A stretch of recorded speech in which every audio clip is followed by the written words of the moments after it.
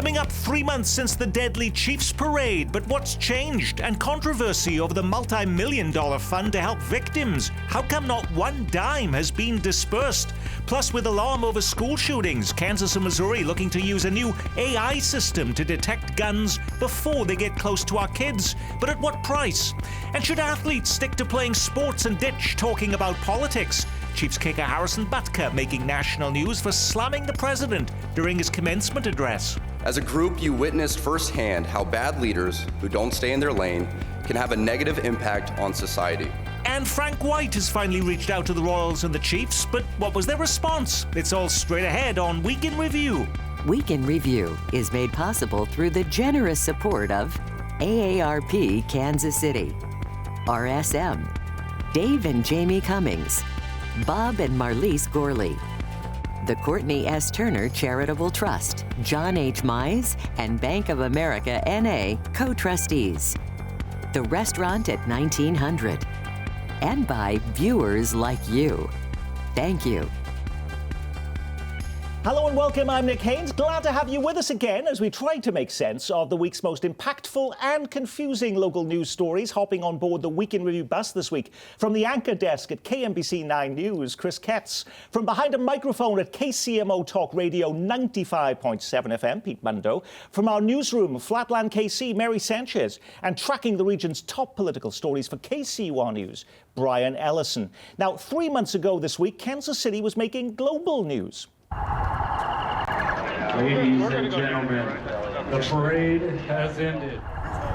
A deadly shooting at the Chiefs parade outside of Union Station prompted calls for change. But were they just idle words? Chris Ketz, is anything different, or are we well and truly back to business as usual?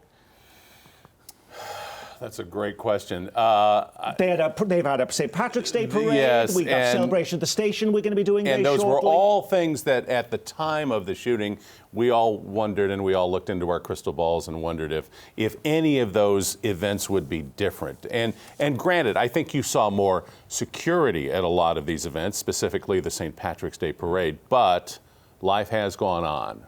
Have we seen any change? Well, other than perhaps Starlight Theatre last week announcing they're now going to do clear bags to go and see any show. Well, what I would say is change in terms of state law, local law, not really, but when it comes to prosecution, there has been a lot of attention from the prosecutor's office on these cases. They have seemingly, because of the high-profile nature of them, taken them more seriously, more aggressively than some of their lower-level cases. And I think for a lot of us in Jackson County who have been watching from afar with that office, that's a welcomed situation. Did we see any change, Mary? I think in community attitude and awareness of a lot of things. I think people realize now just, how many guns are out there, and that it's often just something very, very minor that can set off a dispute that will end in gunfire that can harm a lot of people. That's a bit of a shift. We did also have in our newsroom, didn't we, a conversation about location and whether people now were unwilling to go to certain places as a result of going to the Chiefs parade. But now they have it just kind of verified. Certain places, who's going to be there, that sort of thing. I think there's a lot more understanding about the long-term effects of trauma. And we're, even just seeing that footage for some people is going to be a little triggering. Missouri lawmakers wrapping up the session on Friday. It's going to be the end of that year. Did they pass any gun laws, pass any bills to boost violence prevention programs, mental health, conflict resolution? No. It was made clear within hours of the shooting, actually. Lawmakers were already taking to microphones to say we cannot take advantage of this situation to take away people's Second Amendment rights.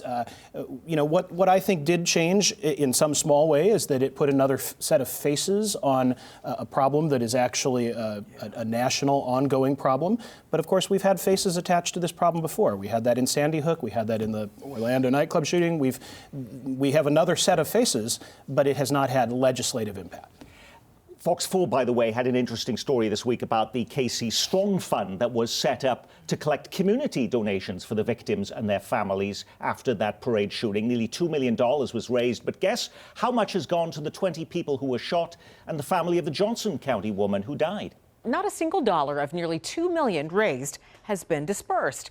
Of that $1.8 million raised, not a dime has left the United Way bank account yet. Not one penny has gone out. What are they waiting for? Is there a problem the rest of us are not aware of, Chris? I think there's just a process that that everybody is having to go through to make sure that the people who have applied for this sort of help are in fact entitled to this sort of help. I think the dollars will start flowing here fairly soon, but it has been only 3 months. So I'd cut them a little bit of slack, but it is something that's worth watching. It's because of the amount of money involved. T-shirts, absolutely, giving in. I mean, will they be disappointed seeing that story, Mary?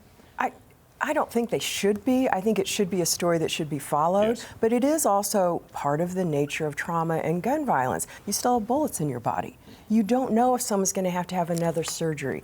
Parsing out who has insurance, who may have lost a job, who 5 months from now may start struggling mental health-wise and end up in a situation where they need more help. It's just going to take a little bit more time to be fair. You know, if you read the fine print of that GoFundMe and the things that United Way has said, not all of that money necessarily is for victims' direct payment. Some of it will go to anti-violence programs and other community impact programs. This is one of the things that happens when you give money to a GoFundMe campaign. You lose the ability to control how your money is spent. You're trusting whoever's administering that fund, which in this case is United Way. It will be important, I think, for journalists and others to keep an eye on how that money is being spent and how much is actually going to the victims that people thought they were giving their money to. While there's been no appetite in either legislature to add further restrictions to gun ownership, Kansas and Missouri lawmakers pressed forward this year to fund a new AI system they say could stop school shootings before they happen. The program is called Zero Eyes. Here's a clip from one of the videos the company showed to Kansas lawmakers. So when a shooter walks up and they take out a weapon, Zero Eye system will pick that weapon up before sending out alerts to local staff, security, and the local 911 center to get the alert to first responders. It takes about 3 seconds from the time a gun enters the frame of a camera to the time an alert is sent. Already, artificial intelligence is being viewed in very negative, scary ways these days. Is this one of the upsides of AI, Pete? Absolutely. I mean, this is great. You know, you take away the broader conversation. Everyone wants to have the black and white conversation about guns and what role does guns play in all this. But if you're talking about prevention, this is an outstanding tool. I know this is something that I don't know why any parent would be against using AI in this way in a child's school if you strip away the black and white 35,000-foot view of what the debate always is. While school shootings are still relatively rare, all parents and grandparents have an anxiety over this issue. So why did Governor Laura Kelly this week veto this instead of providing the funding for that pilot program to make this happen? Yeah, there has been fairly bipartisan support for this kind of technology. However, the one company, the one that you showed the video from, Zero Eyes, hired a number of lobbyists. Four lobbyists in Topeka. And the legislation that passed the legislature was written in such a way that that contract could only be awarded to that one company. There are other companies doing this work, but that one company was the only one that would have met those criteria. Governor Kelly said that amounted to a no-bid contract. She vetoed that portion of the funding legislation.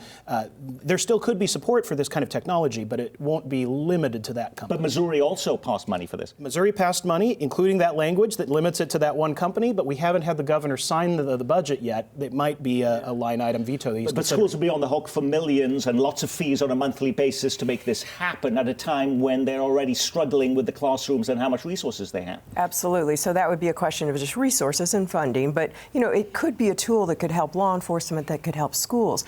It does also shift away a little bit how gun violence really does affect schools. And that's a little bit problematic just in terms of conversation. It's generally not like what was shown on the video.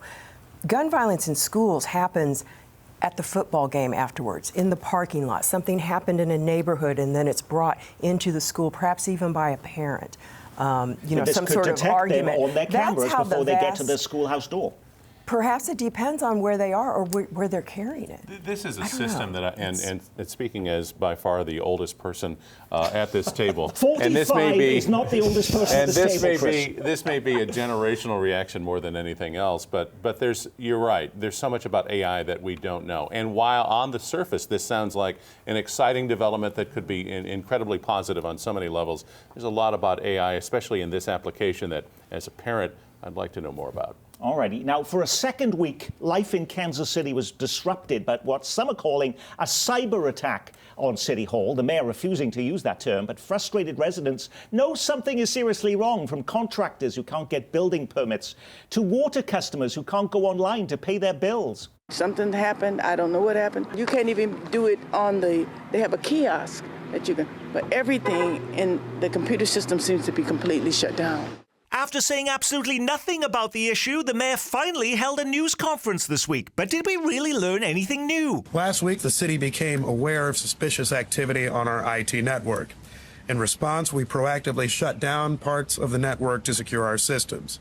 This proactive measure resulted in outages to certain operations, but was necessary to help protect the security and integrity of our systems and to allow us to further our investigation into the cause and potential impact of the issue. Wow, that was an awful lot of words to say nothing. The mayor won't use the term cyber attack or ransomware attacks. They won't pass his lips, but does acknowledge the city has experienced, quote, suspicious activity. What's really the difference, Pete? I'm not clear. I had him on my show Thursday and followed up on this. To me, the bigger question is, while they figure out the cyber attack side, what does it mean for the Kansas City resident? Yep. He did say there's a grace period here to pay your bills. They'll give you 30 days to figure this whole thing out. And to me, that's the most important thing right now until we get a handle on what exactly is going on. Well, why so nervous about saying the word cyber attack or ransomware attack? I mean, I can only speculate just like the rest of us, and we did speculate just last week that maybe all of these non-words actually means there's been a cyber attack or they're in negotiations for ransom. I will say that I'm sure that if they are in negotiations of some kind with someone who's holding the city's website hostage, then they sure don't want to be talking about it, and that would explain it. I have no information about that. Well, 6 weeks after the stadium tax went down in flames at the ballot box, Jackson County Executive Frank White says he's finally reached out to the teams. He sent them a letter and he got a response. But much like the computer disruption at City Hall, he's refusing to say what the Chiefs and Royals told him. I mean, I don't know the contents of the letter. Is that something you're willing to share with us? Not at this time, but I'm willing to share. But we just got the email this morning, and we haven't had a chance to sit down and work through it and see what the next steps are. So we have to guess here. Did they say take a hike? Let's do lunch at Gates? Did they say, Mr. White, whatever you need? Did we get an answer to that, Chris? We did get an answer. We did get an answer. And John Sherman apparently said to Frank White in an email response that the team welcomed a proposal from the county. But on Monday, Frank White said he had only heard from the Chiefs and not the Royals. It was Troy Schulte, the county administrator, who came out on Wednesday and said, and I'm going to read the word for word, an email was sent and it was received, but the email went to Frank White's general account. The general account gets a lot of stuff, thousands of emails. Somebody has to go through it. They don't go through it on a daily basis because they're doing other stuff, and we try to track it, and that's where we caught it. So it was sent. It just wasn't read and received. Okay, are we any the wiser then? This is like, again, this is like the City Hall cyber attack. This is classic Jackson County. This is Jackson County in a nutshell. This is why these negotiations for the better part of 18 months have been in part such an absolute mess. You have the owner of the team saying, let's talk. And by the way, it was let's get lunch at Gates, but you're paying, Frank White. That's what he said. And you don't even get the email for a week and a half. I mean, this is business 101 stuff, and the county leadership is incapable of executing it. Now, if this wasn't complicated enough already, it could get even more complicated soon, believe it or not, as lawmakers wrap up the session in Missouri. No state money has been provided to help keep the Chiefs and Royals in town, and Governor Parson leaves office in just a few months. Meanwhile, the main Republican candidates seeking to replace him have been downright hostile to the idea of funding sports stadiums. Here are the words of candidate Bill Eigel, who's also a state senator. I know of no path in the Missouri Senate where we're going to do any public funding of sports stadiums. It would be, quote, resisted vociferously and extensively. So where does that leave the Chiefs and Royals, Brian? Well, Bill Eigel has never resisted anything in any way other than vociferously and extensively. No, here's the reality, I think. There will be state money discussed in the future for keeping the Chiefs and potentially the Royals in Missouri. But this year, and an election year, Governor Parson unwilling to push for that in his last year in office. It was not going to happen. I think we knew that from the time Parson said, let's wait to see how the election turns out. I think that proposal will be back. Senator Eigel won't be in the Senate anymore, and we'll see what happens. but he could be governor. I mean, he's polling third right now. I'm just saying he's running. But really, there's only one guy running in the governor's race on the Republican side that I think is even open to this, and that's Mike Kehoe. He was very instrumental in the World Cup here. He's worked very well with the Kansas City Sports Commission. He's more interested in that kind of business at the state level. Jay Ashcroft has said no way, no how for him. Eigel has said no way, no how. So Kehoe is probably the team's best hope to get some kind of state funding going. Should athletes stick to playing sports and quit talking politics? Chiefs kicker Harrison Butker making national news this week for slamming President Biden during his commencement address at Benedictine College in Atchison. As a group, you witnessed firsthand how bad leaders who don't stay in their lane can have a negative impact on society. Our own nation is led by a man who publicly and proudly proclaims his Catholic faith, but at the same time is delusional enough to make the sign of the cross during a pro-abortion rally. Butker also found time to reference Pride Month as an example of the deadly sins and irritated some women's groups by arguing that one of the most important titles for a woman is homemaker. I don't know if he was trying to make a massive media splash with his remarks, but is it fair to say Chris Ketzi got more attention this week than Travis Kelce and Patrick Mahomes combined? Just for this week, and that's saying something. Yeah. Okay. I had a chance to talk to a couple of members of the staff up there this past week. The college didn't have an advanced text of Harrison Butker's remarks. So this caught the college and its hierarchy by surprise as well, which also begs the question, okay, if you're surprised by hearing what you're hearing at that moment, and I'm assuming that there was some sort of discussion that happened afterwards, does the college issue some sort of a statement to try to create some distance between the statement and the college?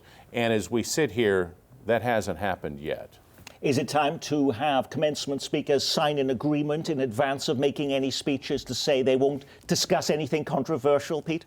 I mean, that's up to the college, right? I mean, especially in this case, it's a private university. I mean, it's like pro-Catholic man gives Catholic speech at Catholic college, more at 11. I mean, that's what this is. The controversy is certainly not what people have turned it into.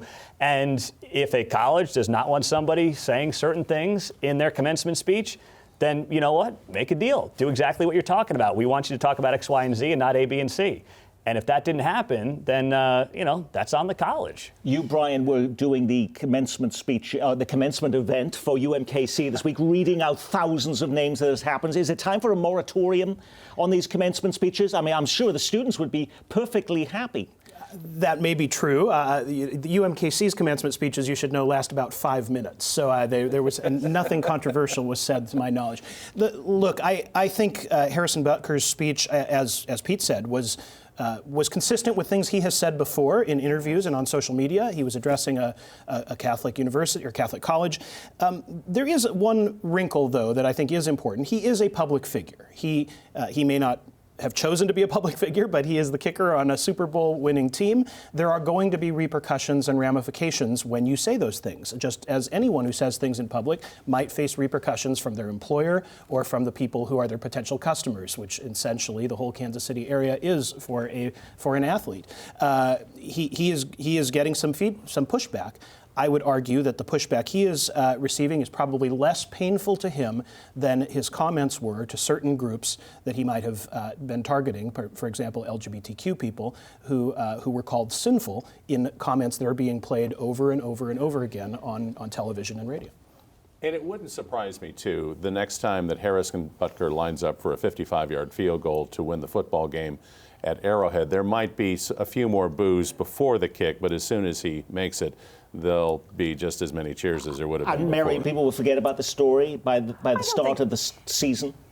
It will recede. I think, and particularly to Brian's points, the people who were targeted in a negative way will remember this. Will they remember it in a way that really matters down the line? No. And it also just shows, like, good sports management. Like, I wonder, who is his agent? You know, I guarantee you, Patrick Mahomes has been groomed since he was in middle school. And he does have some of the best sports agents in his team that surround him. The things that you say publicly, what you step out on, what you don't, he knows where to go, where not to go. The one thing I'll just say, though, is it's only one side of the political equation where you are allowed to go up to a certain point in the line. On the other side, it seems like you go as far as you want and there are no ramifications. We're only talking about one guy with more traditional beliefs who's told, hey, you crossed a line based on media opinion and social media opinion. Well, but let's be clear, though. There are folks on the other side of the political spectrum who also paid a price and had ramifications. Colin Kaepernick comes to mind, kneeling during the national anthem. He suffered, I think, very tangible career consequences in the NFL for not, quote, staying in his lane. Yeah. The NFL, by the way, distanced itself from the comments in comments on Wednesday of this week and said that does not reflect the league's views. But it's like anything else. If you are good enough, you get exceptions. Harrison Butker could get cut tomorrow. He's got a job. Colin Kaepernick didn't get a job because he was a backup quarterback at that point. You've got guys in the NFL who beat women, who beat kids, and they get jobs because they're good enough. If you are good enough, you will get a pass. And that's how this goes in the NFL. And if you're a man, though, think about women in women's sports. How women are judged in sports is still something that I think society is becoming more fair. Well, Brandi Chastain got a whole deal out of, ripping her shirt off in the '98 World Cup. So I think it's working out okay for some people. And Caitlin Clark is a massive star right now. One of the other big stories of the week is that Missouri lawmakers are crossing the finish line. The session ends tonight, which puts us in a pickle on this program because we don't know what lawmakers will do at the last minute, but we do know they spent what seemed like 96.5% of their time this week debating a proposal that would make it harder for voters to amend the Constitution at the ballot box. In fact, the debate got quite snippy. We have one of the longest sessions of any legislature anywhere in the country. Why not do it today? Well, 3/4 of our time is spent listening to you. Senator, I know you're hard to get things done. You know what I mean? But I'll be honest with you, IP should have been done in January and February. It's ridiculous to have this happening at the end of the session. Brian, if this was the #1 priority for Republicans this year and they control both chambers of the legislature and the governor's office, why does this get so hard to get across the finish line? You think this would have been a slam dunk? Yeah, that is the question that even Republicans are asking. It has happened now more than once. The reality is that there is an intractable conflict between Republican factions in the Senate. The Freedom Caucus, the more conservative group of Republicans, up against the Senate leadership. We don't know exactly, as we are recording this, how that filibuster that we know the filibuster ended. We don't know how initiative petition reform will turn out. What we do know is that the proposal to add the so-called ballot candy and create a more confusing item on the ballots does not appear headed for Missouri ballots this year. I think everyone's to blame here, in part on the Republican side of the aisle. I mean, Governor Parson is upset, understandably, but he is the governor. He can, try to sway his team, so to speak, in the right direction, and that takes leadership. And he has kind of allowed this Senate body to kind of fight amongst themselves, but it's like parenting. Sometimes dad's got to come in and, snap the whip a little bit, and he has chosen not to do it, and this is the result. When you put a program like this together every week, you can't get to every story grabbing the headlines. What was the big local story we missed? Kansas in the national news spotlight as we mark the 70th anniversary of the landmark Supreme Court decision, Brown versus the Board of Education, Topeka, Kansas. It would end legal segregation in America's schools. The Topeka school at the center of the case is now an historic site run by the National Park Service. This weekend, more than 100 former students and teachers will return to commemorate the 1954 ruling and reflect on how much real change has taken place since. Are you taking your life into your own hands when you travel through downtown on I-670? The busy stretch has just been added to the list of America's deadliest highways, with the third most traffic deaths per mile of any road in the country. The gasoline era comes to an end at Kansas City's GM plant. Starting in November, workers at the Fairfax facility will stop making the Chevy Malibu and begin building strictly electric vehicles. It's National Police Week, but the city of Merriam is making headlines for blocking the thin blue line flag from its annual Flags of Freedom display. A Kansas mayor abruptly resigns after crashing his car through the front window of a liquor store. The mayor of Manhattan says his brakes didn't work. He's been arrested on DUI charges. And Leawood police insist no one suffered from any serious illnesses after eating at the Hereford House at Town Center Plaza. The suspect in the case tested negative for any infectious diseases. And Mary Sanchez, did you pick one of those stories or something completely different? I would go with Brown v. Board, just because it has a huge significance for the nation, but particularly for this area, because Kansas City did have one of the longest and most expensive desegregation cases ever. There's also a lot of new data, though, that is showing kind of just long-term, the 70 years out from Brown v. Board, a lot of suburban districts where there are predominantly white, those are becoming more and more diverse, which we see even in this area. But school districts that have a predominantly Latino and Black are actually seeing a lot of resegregation. And that's something that really we need to start talking about going forward and figuring out how do we make the promise of Brown true. Right. I would go back to the Missouri legislature in this final week of the session and show that there are times that the legislature can act in bipartisan ways. The Missouri House in this final week of the session passed the FRA. That's a tax on hospitals and pharmacies and other groups that raises money to pay for income or health care for low-income Missourians, the expanded Medicaid program. That funding stream for health care for Missourians was secured on a bipartisan basis. I'm going to dovetail off of what Mary talked about, the Brown versus Board of Ed. And if you find yourself in Topeka and some time, there's a wonderful historic site and museum there, which really does a terrific job documenting what was and where we are now. It's well worth your time. Well, I'm going to play off of the National Police Week, the story of Merriam, but just broadly speaking, I think that the narrative has started to shift. We've obviously lost officers in the Kansas City area over the last 12 months, and I think that after a long 4 years for law enforcement, the tide is turning, the pendulum is swinging back towards the middle on how we view law enforcement, which is where it needs to be, and I think it's been a slow progress, but we're getting in the right direction to get that conversation back to where it should be. And on that, we will say our week has been reviewed courtesy of Mary Sanchez from the Kansas City PBS newsroom Flatland, and from the anchor desk at Channel 9, Chris Ketz, heard weekdays from 6 to 10 on 95.7 FM KCMO Talk Radio, Pete Mundo, and slightly lower down the dial at 89.3, Brian Ellison from KCUR News. A quick note, there will be no show for the next couple of weeks as we head into our membership drive. That helps fund our work right here. We'll see you on the flip side of that. I'm Nick Haynes from all of us here at Kansas City PBS. Be well, keep calm, and carry on.